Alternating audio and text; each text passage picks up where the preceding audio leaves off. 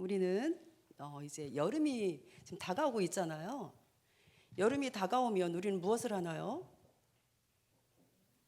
옷을 준비하죠. 여름 옷을 준비하고 또 여름을 맞을 준비를 합니다. 근데 우리는 그러니까 영광스러운 주님의 그 재림의 날을 우리는 기대하면서 우리도 주님의 오실 날을 기대하며 준비하며 살아야 되는 그리스도인입니다. 그러나 오늘 골로새서 본문 말씀 읽으신 것처럼 위의 것과 땅의 것에 대해서 오늘 말씀을 함께 나누는 시간 갖겠습니다. 우리는 세상에 살면서 매일의 일상 속에서 인생의 문제들을 직면하면서 살아가야 하기 때문에 우리가 땅의 것을 전혀 생각하지 않는다는 것은 불가능합니다. 그러나 바울은 우리의 마음 중심에 땅의 것들을 두지 말고 세상의 일들을 채우지 말라. 하나님의 일을 우선순위에 두고 하나님 중심으로 매일의 문제들을 해결해야 한다라고 말하고 있습니다. 2절에 보면 위의 것을 생각하고, 위의 것은 하나님께 속한 것을 말씀하시는 것입니다. 읽지는 않았지만 12절에서 14절 다 같이 읽어보시겠습니다. 시작.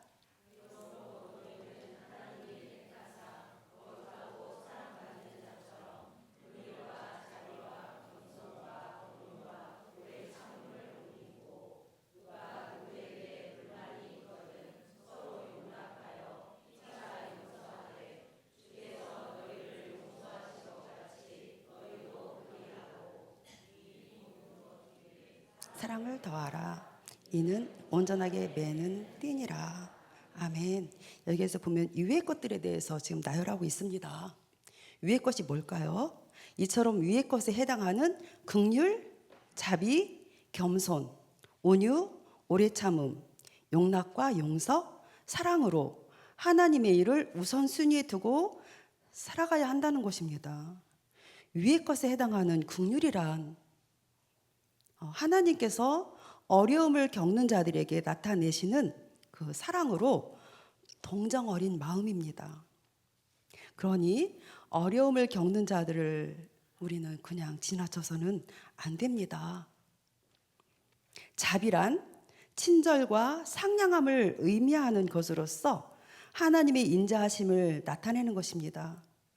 그리스도인인 내 자신에게 하나님이 보여주신 그 하나님의 인자하심을 받았기 때문에 그 응답으로서 내 옆에 있는 지체들에게 친절하게 대하는 것입니다. 옆에 있는 지체들 보시기 바랍니다. 친절하게 대하시나요? 아멘. 자, 우리는 옆에 있는 지체들에게 친절하게 대하시기 바랍니다. 미술을 짓는데 지난번에 우리 목사님 이취임식 때 우리 안내하시는 우리 성도님들 그때 미소 제가 알려드렸죠? 자, 개구리 뒷다리 이렇게 개구리 뒷다리 미소.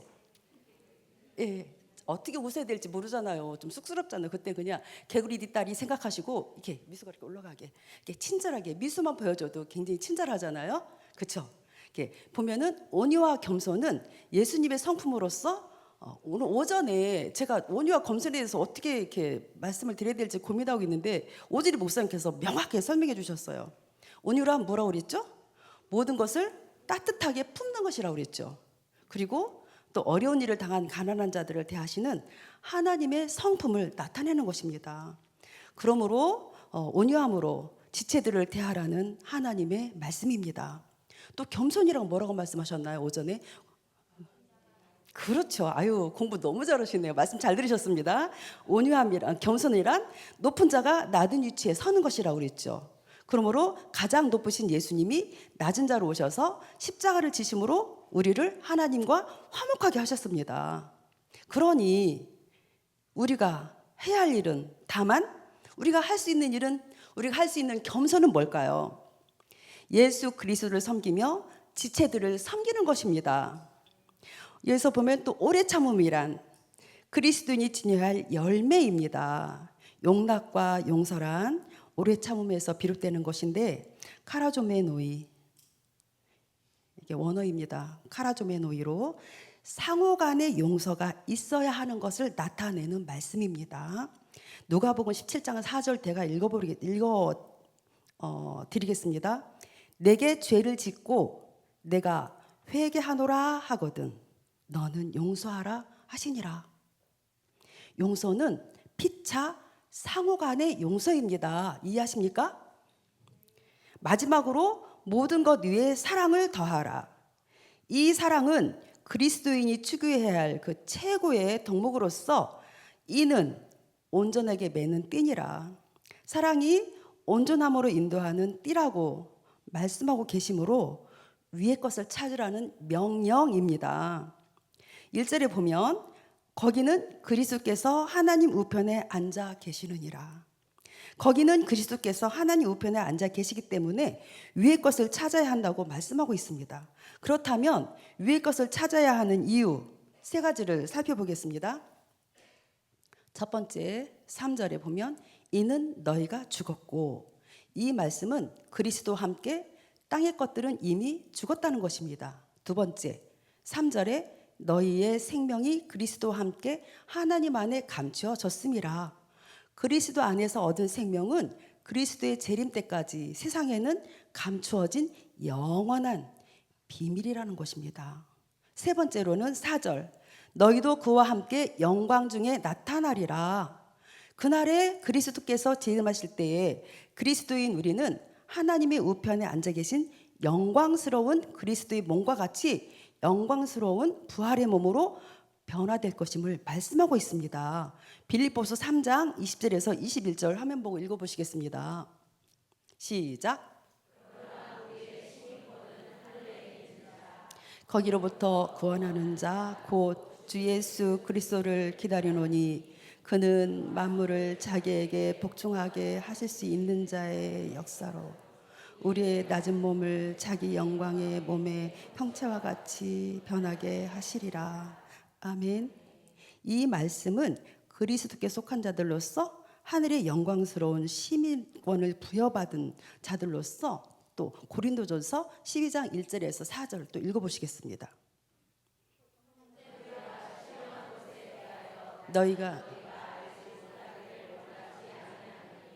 너희도 알거니와 너희가 이방인으로 있을 때 말 못하는 우상에게로 끄는 대로 끌려갔느니라. 그러므로 내가 너희에게 알리노니 하나님의 영으로 일하는 자가 누구든지 예수를 저주할 자라 하지 아니하고 또 성령으로 아니하고는 누구든지 예수를 주라 할 수 없느니라. 아멘. 아멘. 여기에서 그 2절 다시 한번 띄워 주실까요? 2절 시작. 너희도 알거니와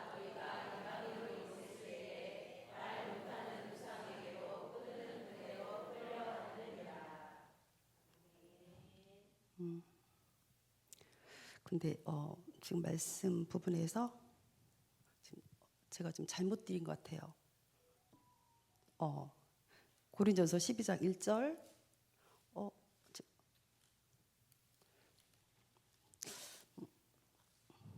고린도 후서인가 봐요. 제가 읽어드릴게요. 제가 좀 아직 정신을 못 차렸나 봅니다. 제주도 갔다 와가지고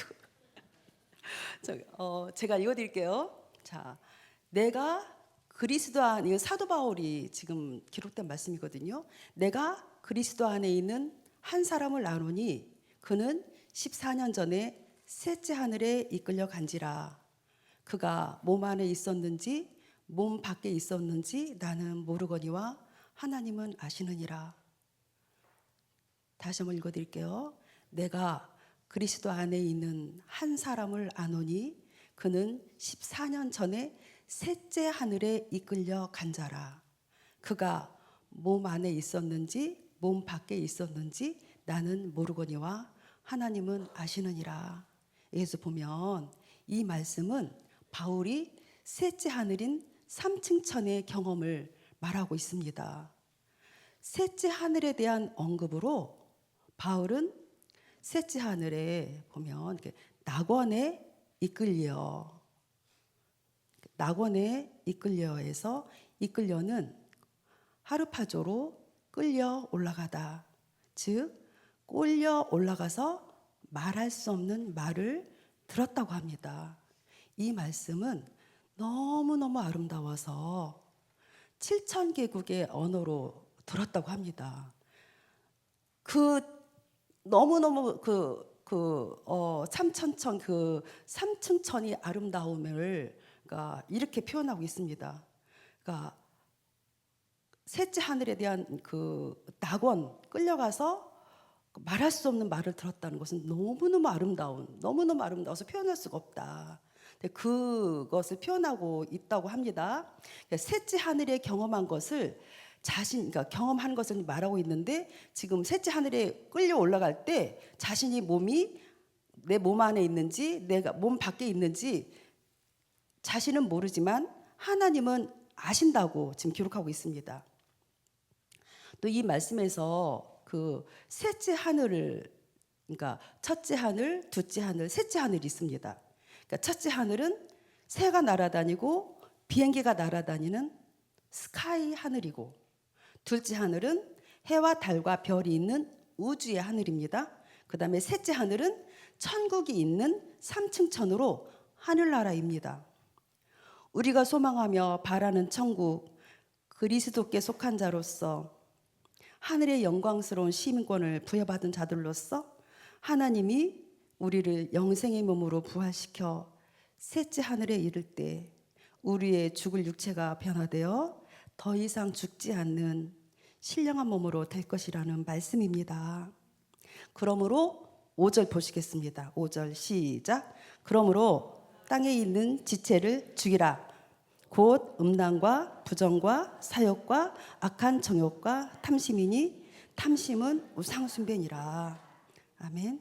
이 말씀은 땅에 있는 지체를 죽이라. 죽이라는 또 원어로 네크로사테로 현재의 삶 속에서 죄와 투쟁하여 결단성 있는 행동으로 죄를 제거하라는 의미를 갖고 있습니다. 그렇다면 땅에 있는 지체는 무엇일까요? 5절에 보니까 음란과 부정과 사욕과 악한 정욕과 탐심이니 탐심은 우상숭배니라. 이 말씀을 좀 풀어보자면, 음란은 무엇일까요? 그러니까 불법적인 성관계를 의미하는 것으로서 성경은 음란을 금지하는 명령에 무조건 순종할 것을 요구하고 있습니다. 이것을 어기면 하나님의 나라를 유업으로 받을 수 없다고 경고하였습니다. 부정이란 사상이나 행동, 말들이 불순한 것을 말하는 것으로서 성령 안에서 사는 사람들과는 함께할 수가 없습니다. 불순한 사람들 많이 만나볼 수 있죠. 네, 보면 사욕과 악한 정욕이란 무엇일까요? 사욕은 부끄러운 정욕을 말하며, 악한 정욕은 사람들로 하여금 하나님께 불순종하게 하는 사악한 욕망을 의미하는 것으로서 예수 그리스도를 영접하기 이전인 자연인 안에 거하는 현상입니다. 이로 인하여서 하나님과 분리되고 하나님의 진노가 임해서 고통이 따르는 것입니다. 인생의 여러 고통을 겪게 되는 것입니다. 탐심은 우상숭배니라. 탐심은 앞에서 말한 네 가지의 악과 같은 것으로서 물질에 대한 욕심을 의미하는 것입니다. 목사님 항상 기도하실 때 그러시죠. 물질이 종이 되지 않게 해달라고. 그러니까 욕심을, 이렇게 물질에 대한 이 욕심을 가져서는 안 되겠습니다. 탐심이 우상숭배와 동일시되는 것은 사람이 하나님과 물질을 겸하여 섬길 수 없기 때문입니다. 이러한 땅에 있는 지체, 곧 세상적인 본성은 육신을 입은 우리들에게는 너무나도 강렬하게 작용하기 때문에 우리 스스로의 의지로는 저항할 수가 없습니다. 그러나 우리와 함께 하시는 그리스도 예수의 빛이 내 안에 들어오면 극복할 수 있습니다. 그리스도 예수의 빛이 내 안에 들어와 있기 때문에 땅의 것이 들어올 수가 없습니다. 물과 기름과 같은 현상입니다. 땅의 것이 분별되어서 땅의 것들이 불편합니다. 그렇기 때문에 들어올 수가 없습니다. 우리는 우리 안에 예수님의 빛이 계시기 때문에 말씀을 쫓아 살아갈 수 있는 힘 또한 공급해 주십니다. 그렇게 될 때만이 세상적인 본성은 점차 사라지고 마침내 자연인이 아닌 성령으로 새롭게 되어서 새 사람이 우리의 본성을 지배하게 되는 것입니다. 고린도후서 5장 17절 제가 읽어드리겠습니다. 그런즉 누구든지 그리스도 안에 있으면 새로운 피조물이라 이전 것은 지나갔으니 보라 새 것이 되었도다. 이렇듯 그리스도 예수와 함께 우리는 새로운 피조물이 되어 위의 것을 찾으며 살게 되는 것입니다. 8절에 보면 8절에 보시겠습니다. 이제는 있죠. 이 말씀은 이렇게 보면 이제는이 아주 중요합니다. 이제는 과거의 그러니까 자연인으로서의 삶의 방식을 벗어버리라 라고 말씀하고 계십니다. 또 8절 이어서 또 무슨 말씀이 있어요? 이 모든 것을 벗어버려라. 벗어버리라는 또 원어로는 아포테스데로 더러운 의복을 벗어버리라는 행위로서 과거 자연인으로서의 행동이나 습관이나 의식을 완전히 제거한다는 의미입니다. 성경에서는 행동을 의복으로 묘사하고 있습니다. 자, 또 무엇을 버리라는 것인가요? 8절에 보면 분함과 노여움과 악의와 비방과 너희 입에 부끄러운 말이라. 이제는 이 모든 것을 벗어버리라고 성경은 말하고 있습니다. 세상 사람인 자여인은 더러운 말을 하고 욕설을 아무렇지 않게 내뱉습니다. 사람의 그 심장은 고쳐도 마음은 고칠 수 없습니다. 우리가 이가 상하면 치과에 가면 고칠 수 있어요. 그러나 말은 고칠 수가 없습니다. 그러나 예수 그리스도 안에서는 심장은 죽어가도 마음은 고칠 수 있습니다. 이는 썩어가도 말은 고칠 수가 있습니다. 앞에서 말씀드린 탐심은 또 뭐라고 그랬나요? 우상숭배라고 말씀하십니다. 악한 모든 것의 근본이 바로 탐심입니다. 탐심이란 그 특별한 욕심이 아닙니다. 하나님보다 나 자신을 더 사랑하는 마음. 그렇기 때문에 내가 하고 싶은 대로 하는 것, 내 마음대로 사는 것. 이 마음을 내 속에 품고 있으면 하나님의 진노가 이것으로 말미암아 나에게 임하게 되는 것입니다. 말씀을 정리하겠습니다. 그리스도인들은 죽은 자들입니다. 동시에 산 자들입니다. 왜냐하면 그리스도인들은 이 세상 사람들이 살아가는 방식에 대하여 죽은 자들입니다. 그러므로 우리의 생명은 철저하게 확보됐습니다. 완전하게 보호받고 있습니다. 우리 안에 있는 생명이 그리스도 안에 감추어져 있는 만큼 그리스도인인 우리는 부유한 자들입니다. 그리스도인의 부유함은 대단히 강하여서 어떤 상황의 변화에도 흔들리지 않습니다. 오히려 다른 사람들을 세우고 다른 사람들을 부유하게 만들어줍니다. 또한 우리 그리스도인은 주님의 재림의 날을 기대하며 우리의 생명이 그리스도와 함께 그리스도 재림 때까지 감추어진 것을 믿으며 땅의 지체들을 죽여야 합니다. 땅에 있는 주체들을 죽이라고 성경은 계속 말씀하고 계신데 죽이라는 단어는 무서운 표현입니다. 왜 이처럼 성경은 험악한 단어를 사용했을까요? 그것은 그 대상이 철저하게 파괴되어야 할 것들이기 때문입니다. 우리 그리스도인들에게는 땅의 지체들을 한 조각도 남겨둘 수 없는 악한 것들이기 때문에 조금이라도 허락한다면 우리는 잠식당하고 결국 하나님의 진노가 임하여 멸망에 이르게 됩니다. 따라서 죽이든지 죽임을 당하든지 둘 중 하나입니다. 우리는 무엇을 먹을까, 무엇을 마실까, 또 우리는 무엇을 입을까 하며 땅의 것만 생각하는 자가 되어서는 안 됩니다. 하늘의 영광스러운 시민권을 부여받은 자들로서 하나님이 우리를 영생의 몸으로 부활시키실 때 더 이상 죽지 않는 신령한 몸으로 될 것을 믿으며 하나님의 진노를 불러일으키고 고통을 가져다주는 음란과 탐심을 철저하게 죽이고 옛사람인 자연인으로서의 행위를 벗어버리시기 바랍니다. 기도와 말씀으로 성령 충만함을 입어 성령의 빛이 내 안에 들어와 땅의 것을 죽이고 위의 것을 찾으며 위의 것을 생각하며 승리하는 인생 되시기를 주님의 이름으로 축복합니다.